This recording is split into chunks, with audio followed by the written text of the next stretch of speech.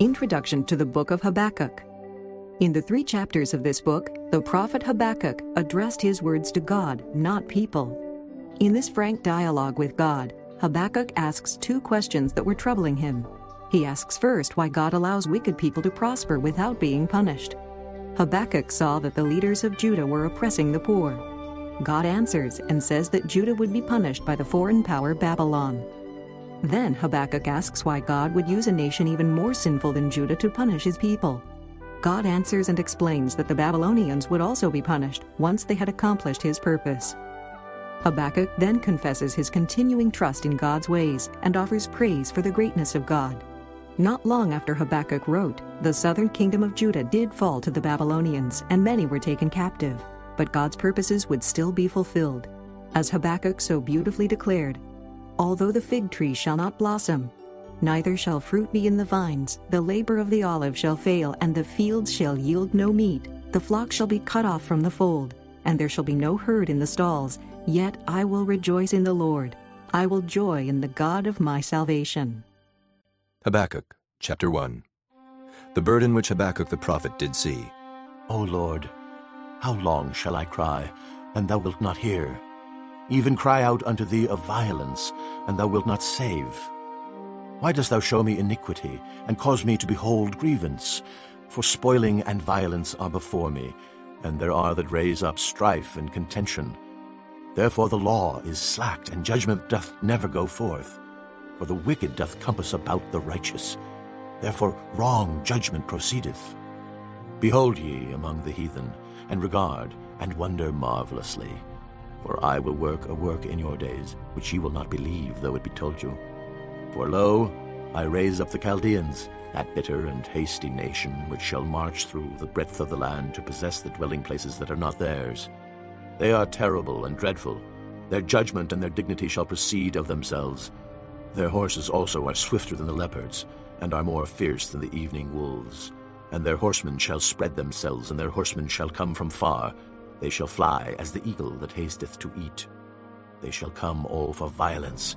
Their faces shall sup up as the east wind, and they shall gather the captivity as the sand. And they shall scoff at the kings, and the princes shall be a scorn unto them. They shall deride every stronghold, for they shall heap dust and take it. Then shall his mind change, and he shall pass over and offend, imputing this his power unto his God. Art thou not from everlasting, O Lord my God, mine Holy One? We shall not die. O Lord, thou hast ordained them for judgment, and, O mighty God, thou hast established them for correction. Thou art of purer eyes than to behold evil, and canst not look on iniquity. Wherefore lookest thou upon them that deal treacherously, and holdest thy tongue, when the wicked devoureth the man that is more righteous than he? And makest men as the fishes of the sea, as the creeping things that have no ruler over them. They take up all of them with the angle. They catch them in their net, and gather them in their drag. Therefore they rejoice and are glad. Therefore they sacrifice unto their net, and burn incense unto their drag, because by them their portion is fat, and their meat plenteous. Shall they therefore empty their net, and not spare continually to slay the nations? Chapter 2.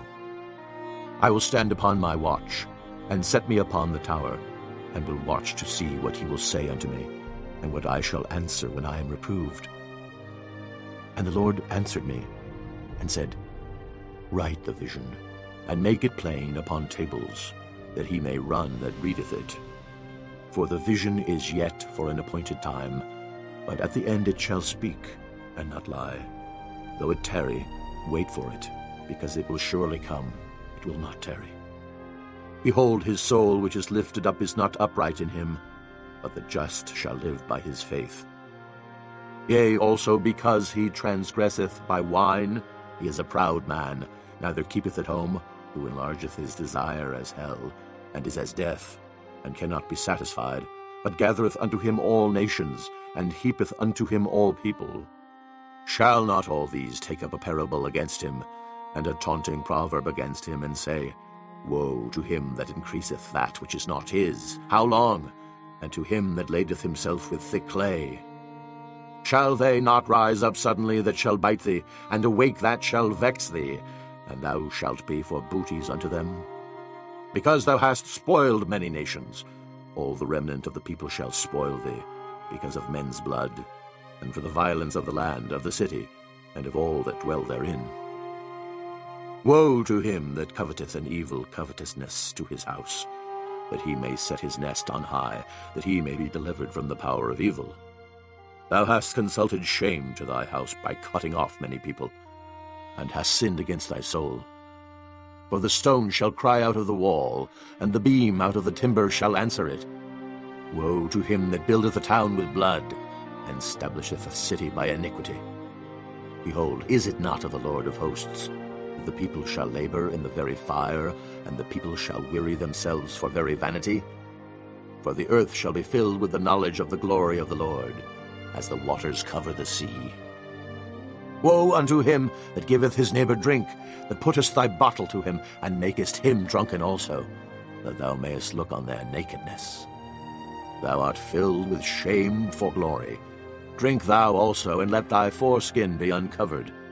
The cup of the Lord's right hand shall be turned unto thee, and shameful spewing shall be on thy glory.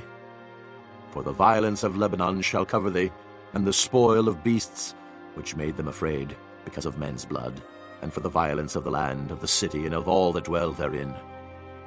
What profiteth the graven image that the maker thereof hath graven it? The molten image, and a teacher of lies, that the maker of his work trusteth therein to make dumb idols?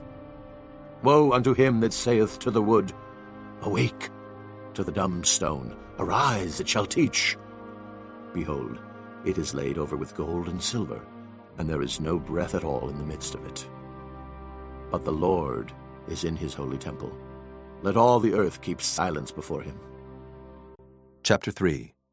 A prayer of Habakkuk, the prophet, upon Shigionoth. O Lord, I have heard thy speech, and was afraid.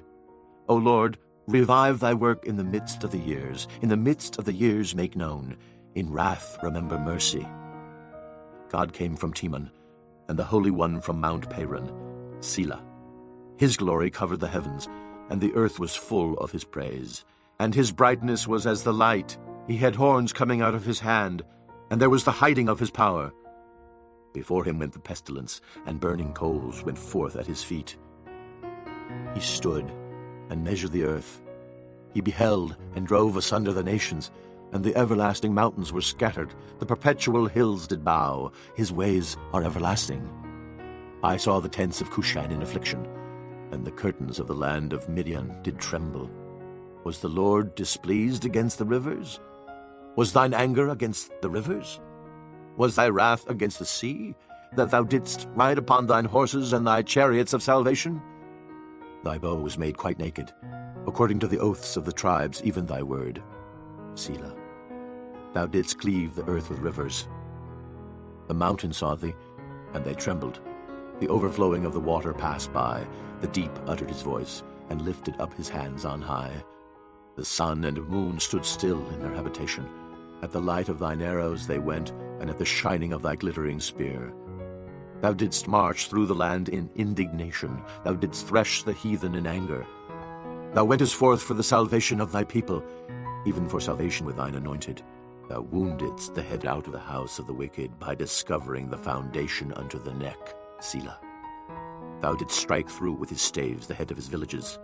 They came out as a whirlwind to scatter me. Their rejoicing was as to devour the poor secretly. Thou didst walk through the sea with thine horses, through the heap of great waters. And I heard my belly trembled. My lips quivered at the voice. Rottenness entered into my bones, and I trembled in myself that I might rest in the day of trouble. When he cometh up unto the people, he will invade them with his troops. Although the fig tree shall not blossom, neither shall fruit be in the vines, the labor of the olive shall fail, and the field shall yield no meat. The flock shall be cut off from the fold, and there shall be no herd in the stalls. Yet I will rejoice in the Lord. I will joy in the God of my salvation. The Lord God is my strength, and he will make my feet like hinds' feet, and he will make me to walk upon mine high places. To the chief singer on my stringed instruments.